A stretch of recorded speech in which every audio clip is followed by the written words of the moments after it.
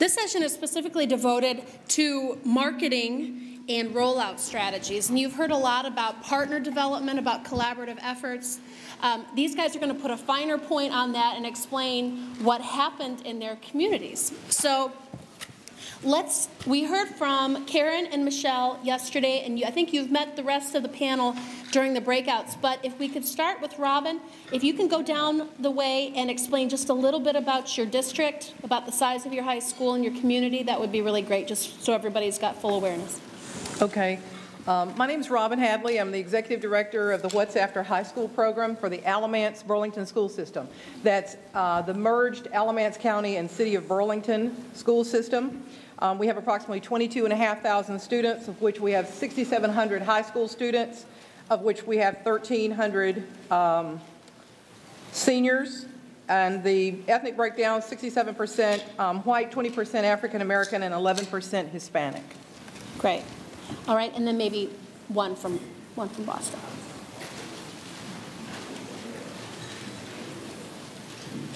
I'm Katherine. Yep. I'm Katherine Chu. I'm the guidance director for the Boston Public Schools. We have a little bit over 30 high schools, ranging in size from 250 to our largest school, which is 2,400 students. We are a district of 56,000, and we've been part of this project since the initial launch. Awesome. And Katherine Green at the far end, do you want to just tell what your role is? Sure. I'm a data analyst for the Boston Public Schools, and so I've been doing the data piece for this project, working with Katherine. Excellent. All right. So the point of this session is to really provide an overview to you of how you went about implementing the project, how you staged your kickoff events, if you had kickoff events, and how you gained buy-in from the important individuals and organizations you needed to make your project a success. So first, I want to talk about audiences. In all of your marketing or outreach efforts, which audiences did you target and why? And we don't have to go down the row or anything like that. You guys can just pop in. Okay, well, maybe let's go down the row. I'll start off. I actually think that the idea about audience is really important, and it's really important to distinguish all of your different audiences, because you actually do have to market and communicate with each of the audiences a little bit differently.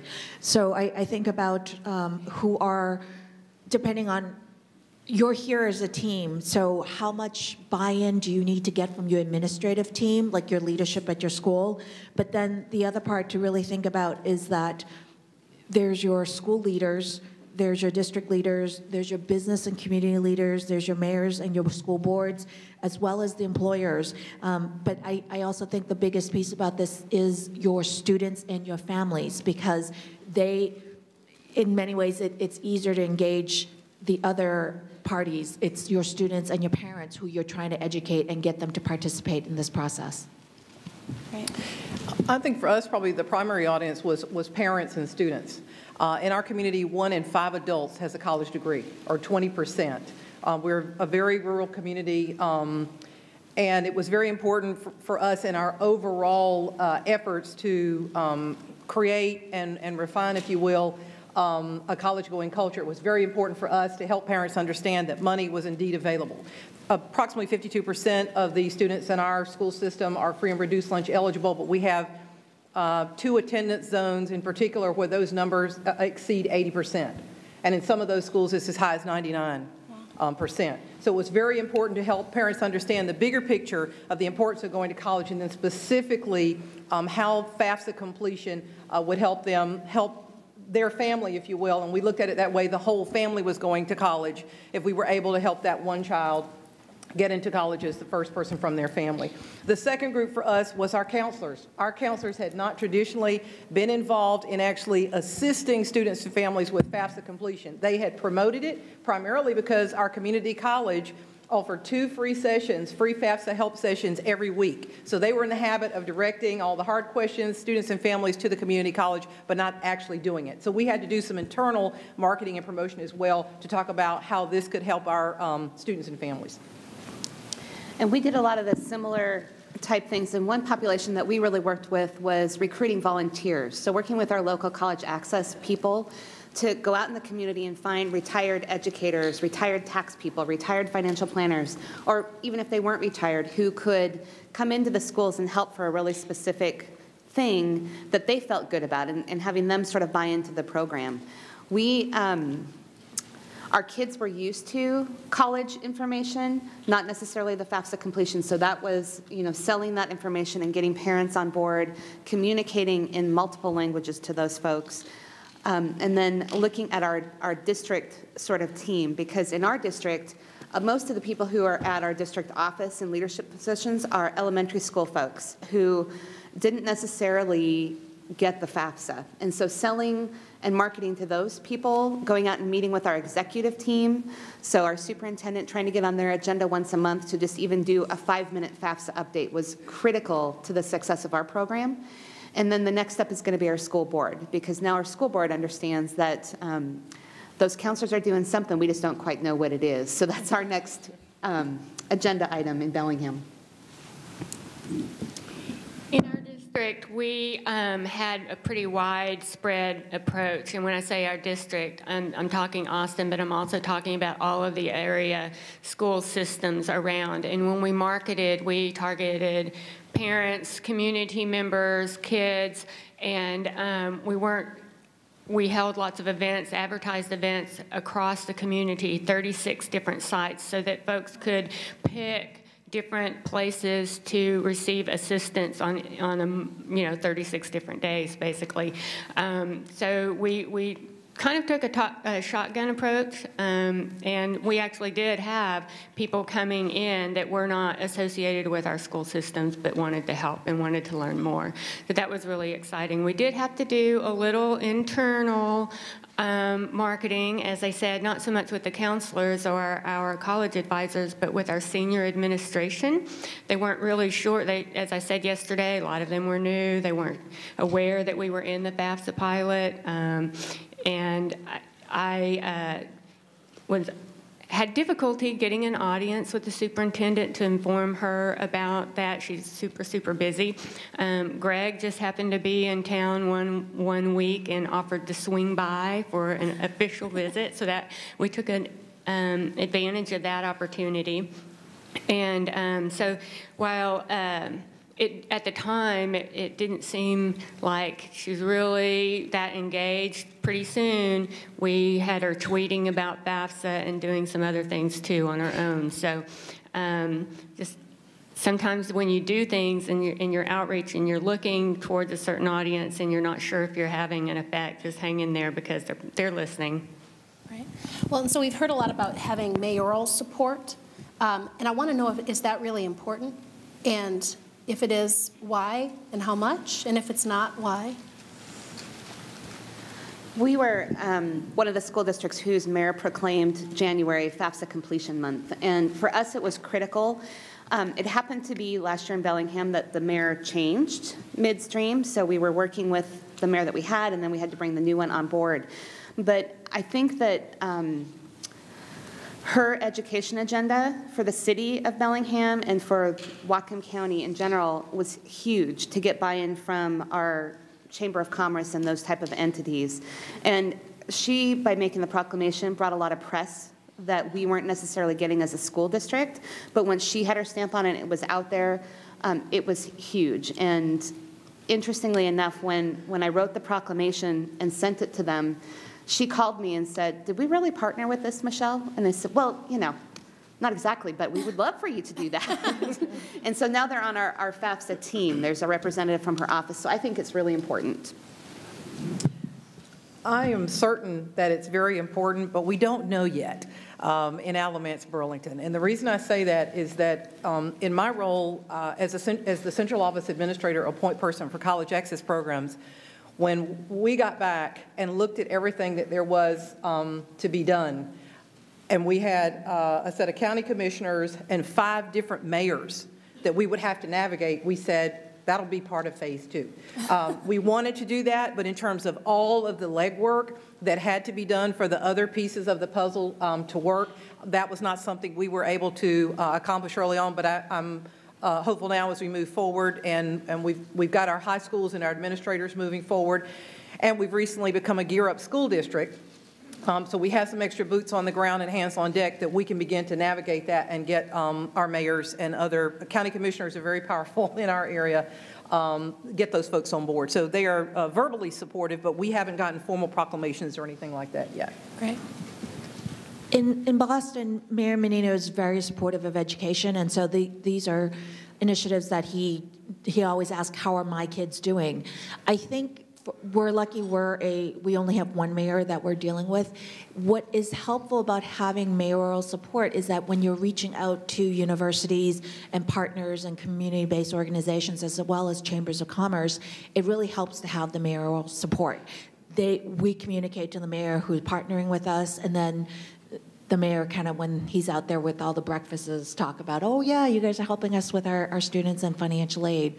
So I think that's important. I think the other part is to think about college in the broader sense of the bigger discussion about access and persistence in Boston. And so it's really thinking about how is your workforce doing? What are the options for your students after they finish high school? Right. Karen, did you have anything that you wanted to? Okay. So what, in your marketing strategies, what kind of presence did you have? And by presence, I mean paper, pamphlets, or web presence, or media outreach, or one-to-one contact, or was a lot of it your boots on the ground, or did you employ other methods to get it out? We have a wide array of types of materials that we distribute. We have, in fact, I can even show you some examples of what we have.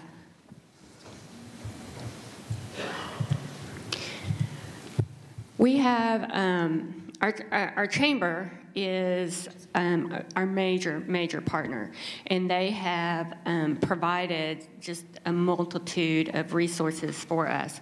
And so I'm going to show you some of our media, a little media spot that we had play on the local TV affiliates, and it also has a Spanish version that was on Univision and another local Spanish channel. Let's see. I'd always dreamed of going to college, but I didn't know how to make my dream come true because my family had no idea how to pay for it. At Financial Aid Saturday, they helped my parents and me file federal and state aid forms. It made the whole process easy. Now I cannot wait to brag about my college graduate daughter. Don't wait to get help paying for college. Submitting your application by March 31st may increase your financial aid opportunities. Financial Aid Saturdays offer free assistance in filing the forms you need to qualify. And so you'll see those things, the branding. We've got all kinds of Chamber of Commerce branding on there. They maintain a website for us, and they keep all of the information about all of the different financial aid Saturdays or weeknights on their website. We have school-based marketing. We use the robocalls to all of the seniors. They talk about it in the morning announcements. They have banners all over the schools, marquees, posters. There are staff that do direct student reminder calls there in the school. They have appointments set up with kids, and they call and remind them to show up for their appointments, talk about FAFSA, college applications, other things. And then we also use our school district website. We have a big banner during FAFSA season that scrolls that you can click on. It takes you to the financial aid information. And the individual school sites also have additional information. And then in our greater Austin area, last year we had over 700 radio spots on different stations that we think covers most of the Austin area. One thing, and then also TV spots like what I just showed you, one thing that I think is really neat is the Chamber of Commerce created payroll inserts in English and Spanish that would go in the January paychecks, and it had FAFSA information in those paychecks, and it went out to all city employees and other participating employers there in downtown Austin. This and the little widget in the corner, we had flyers and little cards, push cards created to where we can just constantly hand those out, posters. And a really cool thing that we had, and I can send you an electronic copy of it, is an insert that went into the paper. It's 24 pages long. And not only does it have stuff about the FAFSA and college going, but it has stories about the people who found their way to college by getting financial aid. And it was really engaging. It was a really nice publication. So they put that out in the Statesman and a Spanish version in our local Spanish newspaper. And then also printed a lot of additional copies to hand out at the schools and have on hand throughout the community. So, and then on all of our stuff, we try to highlight some of our major players. These are, the platinum, gold, and silver contributors, basically, but we have, additional ones as well. So these are kind of our major sponsors. In the fall, we have an annual college access conference in our community, attended by anywhere from 300 to 400 parents, mostly parents of students in grades 6 through 12, although some students do attend. We had it 2 Saturdays ago. We have it in a central location in the community. We had over 60 presenters come to do 18 different sessions. I mean, if you had paid for it, it would probably have cost you a nice little chunk of change, but we offer it free to our parents, and each parent was guaranteed 5 to 6 different sessions during that day. We do that every fall. We were able to talk about the FAFSA completion data and the importance of FAFSA. We have 2 sessions of those 18 that are geared to financial aid. One is on general financial aid issues, and we have a translator available during that particular session, and then we run a concurrent session which is completely in Spanish. One session is on kind of college applications 101. The second session is on Financial Aid 101, and that is all done in Spanish. We run those, like I said, during that day.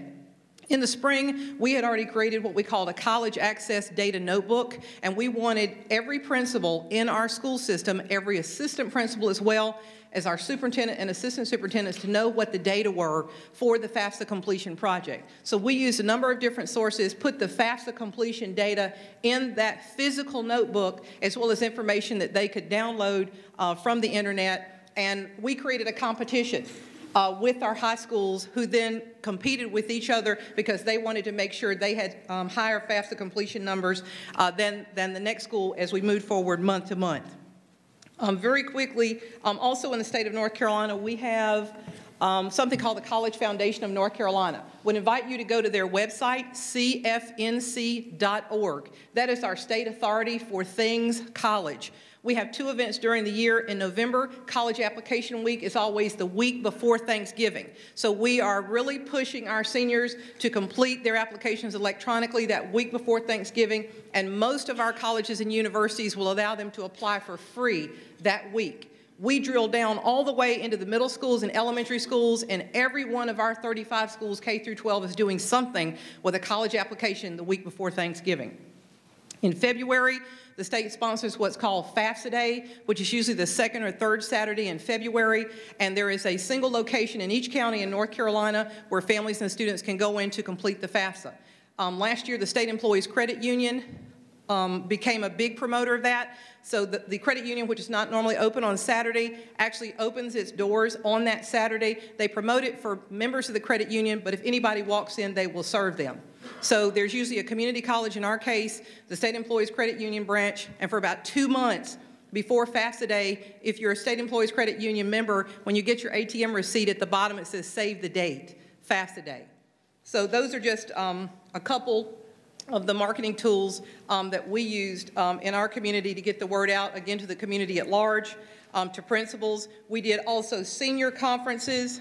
Just real quickly, these are some of the partners that I mentioned. And probably this was the most important hands-on piece for us, was the senior conferences, working directly, pulling those seniors, once we actually had their individual names, those who were 2s, who had actually completed the FAFSA. We wanted to know what your next steps were and how could we help you. If you were a 0 and you had not completed the FAFSA, or if you were a 3, I believe, and had completed it, had submitted it, but it was not final, we pull those seniors between February all the way up to graduation. And then we did our own little version of the program talked about by the speaker from Johns Hopkins this morning. We physically call every senior in the summer after graduation. In summer of 2011, we did 3 schools. Last summer, we did all 7 schools. So we actually find those students by phone, Facebook, Twitter, however we can find them, to find out if indeed you were accepted at A&T, how's that going? Have you been to orientation? And if they've gotten disconnected, we try to get them reconnected. And again, we ask them again, even though we have the information, have you completed that FAFSA? So we're trying to keep that in front of our students K through 12, and again, give some extra touches or attention to those seniors and senior parents. I think I just want to say, it is overwhelming to think about all the stuff that you can do, but in some ways it's simple to get started. And I was looking through there is the National Association of, one second. It's called the National Association of Student Financial Aid Association Office Administrators, NASAFAA.org.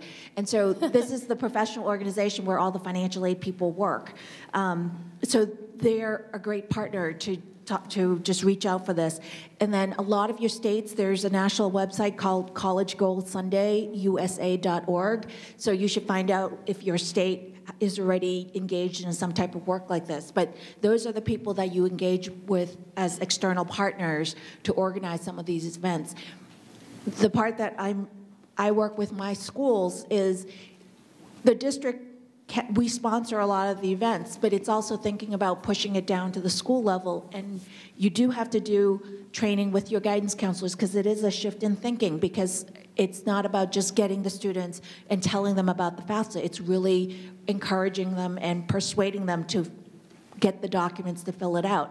And it's amazing, a lot of the students, they have difficulty with their parents getting the tax information to fill that out. And so those are the situations where it takes a lot of trust, it takes the work of the counselors, but that's what we're here for in terms of working with our students. So I just think about the 3 resources in terms of getting all of this stuff lined up. These partner organizations are glad to help you promote this information.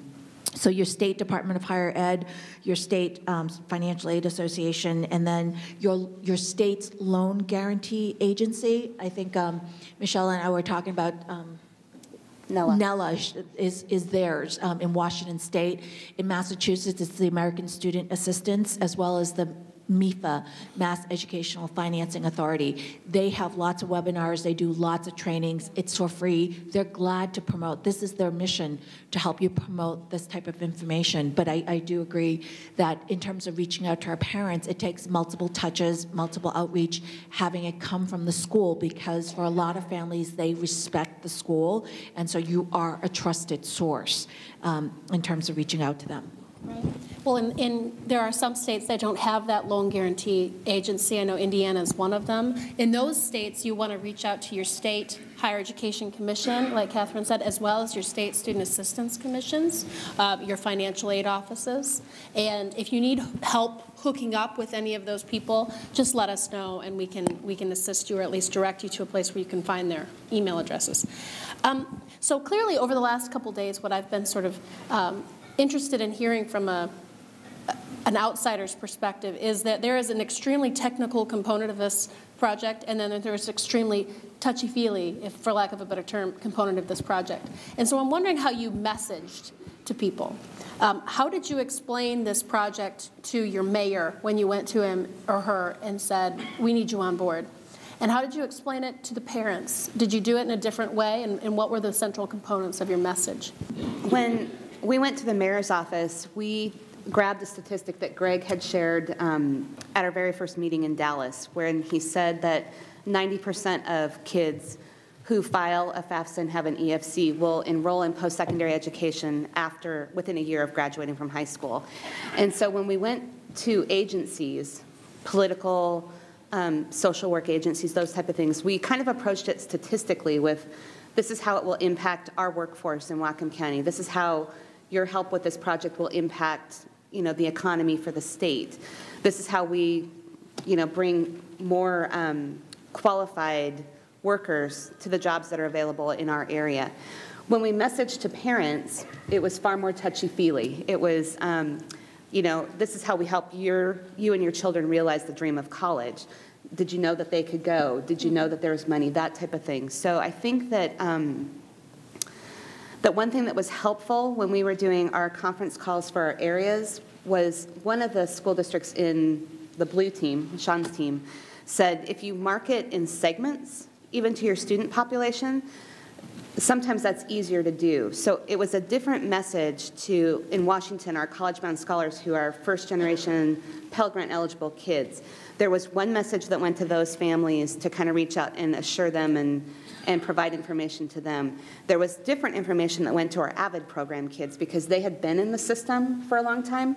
They had a lot of information, but this is like, okay, now is the time. All that we've been preparing you for 6 years, now is the time that you're going to be filing this. And then there was sort of the general population who wasn't served by special programs that we marketed in a different vein to say, here's general information, come let us help you. Let us make sure that we file these.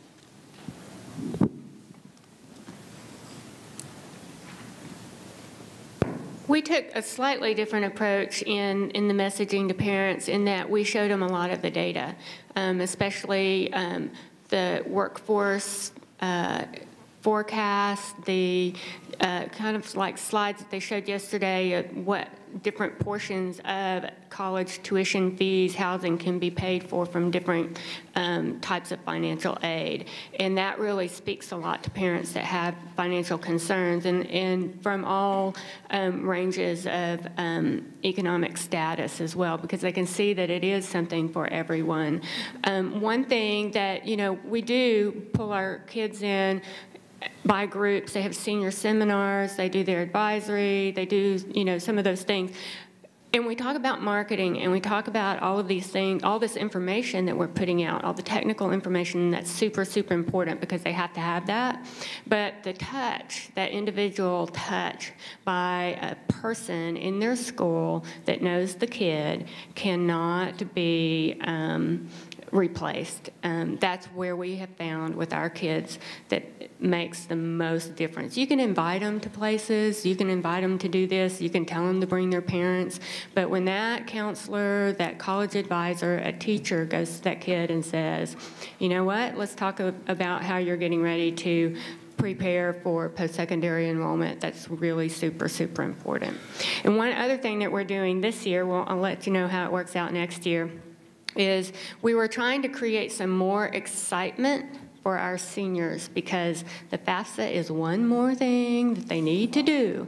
And I had a senior last year, and I was on her all of the time. Come on, we need to do this. We need to do this. I need you to do this. And she just did not want to hear it. We got it all done. But in Austin, we have a big Austin City Limits Festival. It's a 3-day music festival. It's a big deal. They took student representatives from 30 different high schools in the Austin area and to ACL behind the scenes before it started. They got to meet musicians, do all this cool stuff, but then they also got to participate in a focus group and give us ideas on how to create some excitement around FAFSA. And one of the ideas that we are looking at is having a contest between the high schools and those with the highest completion rates or the highest change from year to year. We're not quite sure how we want to structure it yet. We'll get their senior prom sponsored by the Chamber of Commerce and some of our partners, and that is the venue, the food, the music, the whole thing. All they have to do is just come. So that's been pretty exciting news, and so we'll let you know how it turns out. That's great. I want to address kind of one constituent within this group that I think was not we didn't message kind of touchy-feely, but tough, if you will, and that was our athletic coaches and our athletic directors. And the reason I say that is that we're a big sports community. At any given time, we probably have between 2 and 3 young men in the NFL. We will sometimes have a young man in the NBA. We always have somebody in Major League Baseball. Sports is huge in our community and in the state of North Carolina. And if you, as a subset of that, if you want to reach particularly African-American males, you talk to coaches and ADs. So we did professional development with our PE teachers, coaches, athletic directors. We give them National Student Clearinghouse data. We pull athletic scholarship dollars as a subset of our overall scholarship dollars in our school system. And when we first started this, we had a superintendent who had played college basketball himself and had also coached a state championship basketball team. So he was very interested in making sure that we had high expectations of our coaches and that our coaches had high expectations of our students. So we asked them to get tough, if you will, with some of their players and some of those players' parents, because they could say, if you don't get that FAFSA in, or if you don't do this, and not in a a pejorative way, if you will, but coaches have a way of doing things that they can get away with that the math teacher can't, or the counselor. And so we have tried to do some professional development with our coaches and athletic directors. We also send flyers to our parks and recreation departments and provide information to those coaches as well, because there is such a focus, even at middle school, on getting to college on an athletic scholarship. So what we try to do is introduce to folks that, okay, it's great if you want to go to college on an athletic scholarship, but let me show you some other ways to get there through need-based or merit-based scholarships. So that's been a very interesting window for us, and those coaches want to look good and they want to get their kids to college. Yeah, it's great. Well, and one little note, one of the cool things Lumen has done in the last year has been to engage with a guy named Robert Mathis, who's a player from the Colts. And he didn't have a college degree, or he had started and he didn't finish because he went into the NFL. He went back and finished his degree and is now a spokesperson for Goal 2025. So if you've got graduates coming out of your, even if you can get them to tape a video message, the influence they can wield is tremendous. Because we've got more football players paying attention to this than we ever had in the past. So tell me a little bit about the rollout of actual events. Is this like a slow burn event? I heard you say you had like 37 events? 36. Well, yes, once you get over 10, it's all a lot, right? We're rethinking that this year. So, or do you do a big summit? Do you do multiples so you can engage more people over time, or a combination of both? I think this is a question to think about your community geographically and where most of your students live. So Boston is a citywide school, so students live all over the city.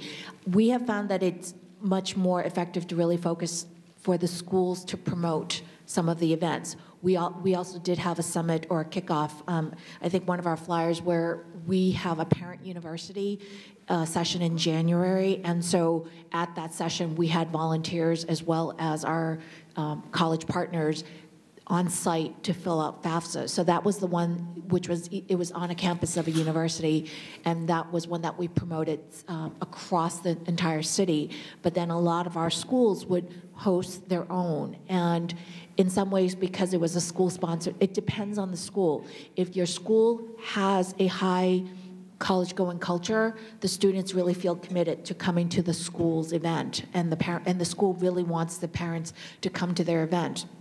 And then the challenge is working with our schools, where I think all of us have this. We have some schools that are doing very well in helping their students through high school onto college, and then we have other schools that have more challenges. And so those are the schools that we would work with them to figure out what works for your school and set some targets and do the outreach. I think for everybody, planning the events is not the hard part. It's getting the turnout, and those take a lot of, it takes as much effort to get the calls out, have people do follow-up calls, do the PSAs, as well as the community, the reminder phone calls, and then having students do some of that outreach also. 36 events is a lot, and the schools, each of the schools has a core team that commits to that Saturday, and they work with the chamber in the summer to set those dates. In the meantime, we have all of the training for our volunteers on several dates throughout the fall. At that time, the volunteers sign up for which dates that they can come, and then the reminders are sent to them. The Texas Guaranteed our partner, they help manage all of the volunteers, and they make sure that we are fully staffed for each financial aid Saturday. So we try not to make it too much of a burden on our school staff, because they do have, you know, their day jobs to attend to and other responsibilities. So our partners have really stepped up, and they've taken, you know, care of the communication, the training, and the organizing of our volunteers. Great. So, did you make any mistakes in how? And I mean, I think mistakes are some of the things that you can learn most from, right? So tell us about a misstep you made or a miscalculation in planning an event, in doing a rollout, in trying to secure a partner around your marketing and outreach strategy. For us, I'll go back to the Chamber of Commerce. Again, that was a partnership that we really wanted to, we had talked about for a long time about building. And you may have heard me mention yesterday, we took that fancy brochure from Austin. I think we talked to you when we met in Dallas and said, wow, how do you get a Chamber of Commerce that engaged? And just to give you a little more kind of socioeconomic context, in our Chamber of Commerce, we never even did kind of college access or scholarship reports to the Chamber until about 4 or 5 years ago. The primary relationship with regard to the school system and the Chamber of Commerce was with vocational trades and preparing to feed students not necessarily on to college, but straight from high school into some type of vocational trades training at the community college and straight into factory or some type of manufacturing operation. So the Chamber was making a transition to become more involved with the school system in terms of getting more kids to college and being supportive of our efforts. The mistake was I thought that we could move them quicker to get on board than was obviously the case. And I think kind of partnering with something like this was new to them. They weren't sure how much it would time and effort it would take, but I think they really took a look at the brochure from Austin. They had an established education council, but it literally took, I mentioned yesterday, about a year of having coffee with some of their folks. We would meet at Starbucks or different places so that they could get comfortable with what we were doing. It wasn't something that would be done a year and then it would be gone, or that we truly had a team that could back up what we were saying that we wanted to do, because that had not always been the case in terms of chamber and school partnerships. And we were very fortunate kind of after that long period of conversations that one of the top CPAs in our community really had a FAFSA story of her own to tell about her own personal experiences, which you would never have known.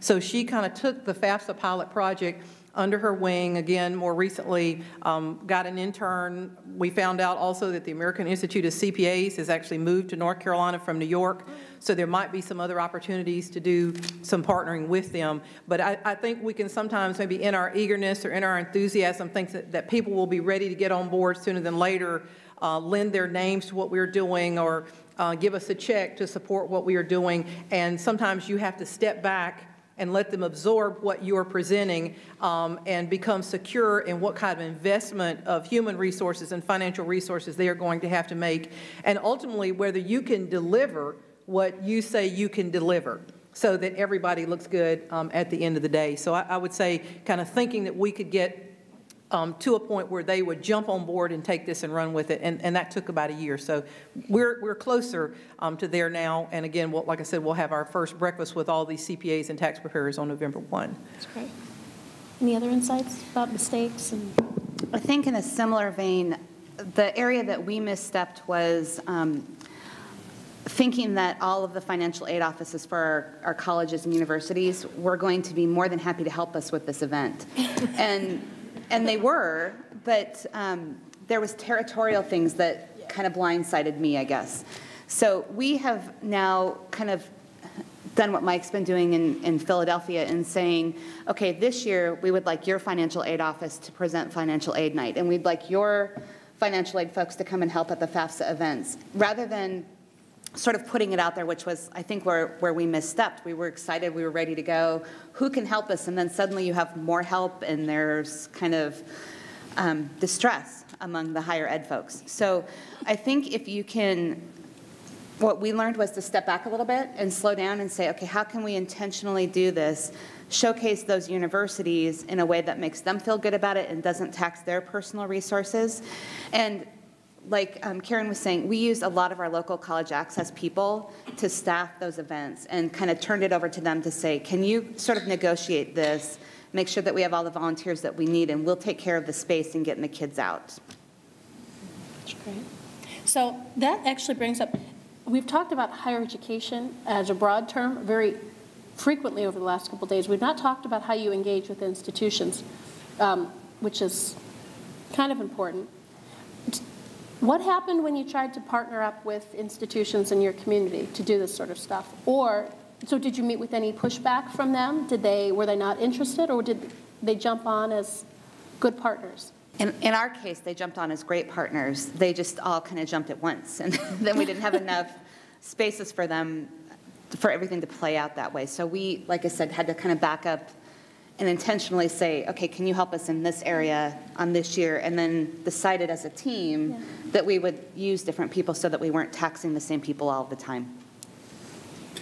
With our higher ed partners, we took advantage of a pre-existing meeting that they were invited to regularly, and on those meeting agendas, we would have the FAFSA completion project for the area, and we often asked them for advice, and they very willingly provided their expert advice and lots of recommendations. And then what we found is that they were saying, well, we can help you with this. We can do these things in this process. So we took advantage of pre-existing relationships and their expertise. And in that advisory role, that's where they started to step up. I think unique opportunities. We've actually...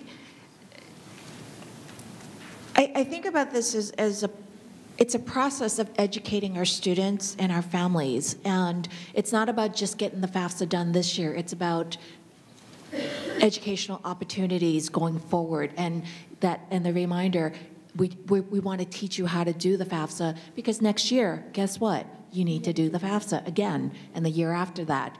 I think we really, Mayor Menino is very supportive of education, and one of the challenges in Boston is that we actually have a large number of higher ed institutions, and we probably import a lot of students who come into the city to go to school. And so for our students who live in Boston, it's really a very frank conversation with the students about, if you don't pursue some type of post-secondary credential, one of our partners used the term, it's economic suicide. It's very hard to get a livable wage position in Boston if you don't have some type of post-secondary credential. And so as a part of this work, it's an ongoing, it's relationship building with the different constituents, but we've had, as a part of our Success Boston team effort, we've had a financial aid committee that meets 4 times a year.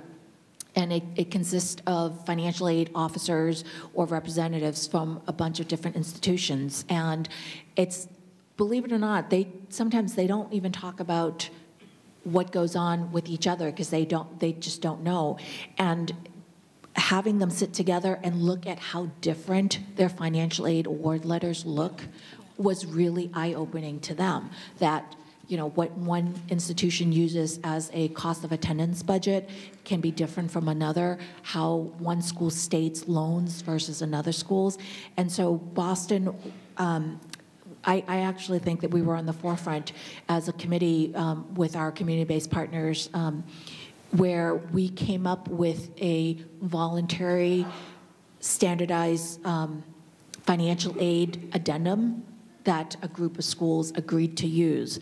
So they signed on, and so they had their own institutional financial aid form, but then this past May, in the 18 schools that signed on, they added a sheet where it was a standardized format. So if a student got into 2 of the 18 schools or 3 of the 18 schools, they would see 3 sheets that looked very similar, but it would have the logo of the university, but everything would be laid out in the exact same place. And that is a development that was huge. And it actually led, as I think Greg is very involved in this work as well as the other people, but Arnie Duncan had a meeting with a group of university. I don't know if other people know about this, but I think this past June, they signed an agreement to do a national shopping sheet, which is a standardized financial aid form, voluntary, to roll out in I believe it's 2013, 2014. And I was really thrilled that UMass, the University of Massachusetts system, is a participant. That means that my students who get accepted to 2 different University of Massachusetts, they can compare apples to apples. What exactly will it cost me to go to UMass Lowell versus UMass Dartmouth? And that's huge because we've actually been able to, with our community partners' help and collecting students' financial aid forms, we've seen patterns in gapping of our students. And so these are bigger questions that we can take to our higher ed community and say, okay, can we think about this where, as an example, one of our state universities, a family with an EFC of 0, after the student maximizes their Pell Grant and the Stafford loans, they still have a family gap of about $6,000 for a state institution. And these are policy questions. These are our state legislature questions. And so these are bigger questions. But this is what happens when you get a group of people together who have collective interests and the whole idea about collective impact. And so it's slow going, but at the same time, it is amazing to think that this has been in development for about 3 years, but we're getting traction in some of this. So. I think what you're raising here is a super important point, and we've sort of heard it across all of the comments you've made. The perspective of this community, is the student, right? You're all about student success. You're all about getting that person to and through the finish line and off to the next phase of their life. And I think you can add that perspective to higher education. Sometimes we forget it. Higher ed is about a whole lot of things, and the student's a part of it. They're not all about the student. So I really am heartened by what you're talking about, Katherine. So that's good. But what I want to do now is just take a couple of questions from the audience, if you have them. This is a really distinguished group of people who've been through the war, right? Or at least you're still in it, maybe. Here we go. This is our first year in the project, but I'm very curious. I've looked at some enrollment numbers and pulled off some data from the FAFSA site, and we have an estimation of a percentage of students who have completed and the data, data on the website. Is it possible for me to get a data file for the students from the 2011-12 school year from the FAFSA organization, so I can go back up, I can take the data, establish some demographics with that file, and then do our baseline data. So I would like to see if anyone has ever requested a file from the FAFSA folks, simple text file of the applications for 2011-12, so I can go back and disaggregate it. I was hoping that Karen had already done that, and you knew how to do it. So, when you upload your data files, you should be able to, and when you download it, you can match it back to your demographics at your school. That's how I do it, and that's how we do it each year.